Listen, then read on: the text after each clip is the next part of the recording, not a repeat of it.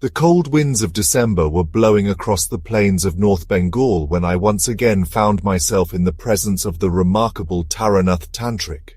We were sitting at a dimly lit tea stall in Sialdah, a place he frequented. A pot of hot tea steamed between us, and Taranath, draped in his maroon shawl, stared into the vapor as if reading ancient secrets. "Have you ever heard of a mirror that shows only the dead?" he asked me suddenly, his voice calm but sharp as ever. I chuckled. "A ghost story?" He shook his head. "No, a truth. It happened in a village near Kankalitala 15 years ago. I was younger then, still hungry for power, still too arrogant for caution." He began his tale.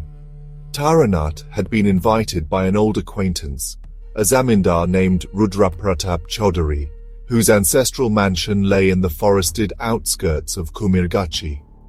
The landlord's son had gone mad, raving about people walking through mirrors, blood pouring from glass, and voices whispering from empty rooms. Rudrapratap believed black magic was at work. He begged Taranaath to investigate. Upon arrival, Taranaath noticed the mansion was unusually cold, despite the season. The family lived in only one wing now. The rest was locked. Servants avoided eye contact, and even the dogs refused to enter the east corridor. At the heart of the trouble was an ornate Victorian mirror brought from England by Rudrapratap's grandfather. It was 7 feet tall, framed in dark mahogany with grotesque faces carved into the wood. It stood in the ballroom, long abandoned, covered under a heavy silk cloth. Taranaath visited the room alone that night. He pulled off the cover. The mirror shimmered, and yet his reflection did not appear. Instead, he saw a woman dressed in white, standing behind him, face blurred, eyes hollow. When he turned, there was no one. When he looked back into the mirror, she was smiling. That smile chilled him. For days he investigated the house.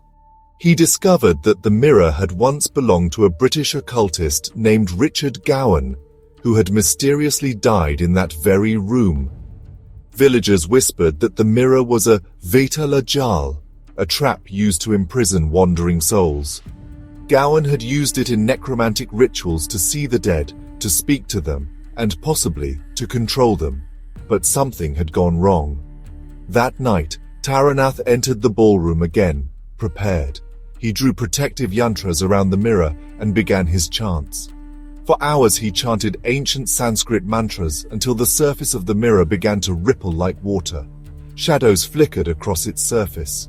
Suddenly, dozens of pale faces emerged from the glass. Men, women, children, all crying silently, pressing their palms against the inside of the mirror, begging to be released. And then she came, the woman from before. Now her face was clearer, young, Bengali, a bride.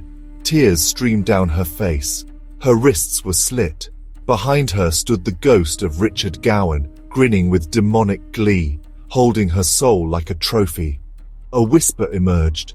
"Break the mirror and you set them free, but he comes with them." Taranaath was faced with a terrible choice: leave the souls imprisoned for eternity, or risk unleashing something monstrous. He broke the mirror. The scream that followed was not human. Glass exploded, and a freezing wind tore through the room, blowing open all doors in the house. Shadows burst out, some ran screaming into the walls, others disappeared into thin air, and one, just one, remained. Gowan. The necromancer's ghost had survived. Laughing, it tried to possess Taranaath. But Taranaath was ready. He had prepared a trap of his own, a Kalbindu yantra, inscribed with blood and sealed with the energy of a tantric skull. He forced the ghost into it, trapping Gowan's spirit in a small black stone that he still carries in his pouch today. The boy recovered soon after. The house became warmer. The dead were gone. Back in the present, the tea between us had gone cold. I asked, "And the mirror?" Taranaath smiled faintly. "Gone. But sometimes when I look into certain mirrors, old ones, I see a flicker, a shadow, a smile. He's still trying." He sipped his tea, leaned back and added softly, "Some doors, my friend, should never be opened, and some reflections are not yours.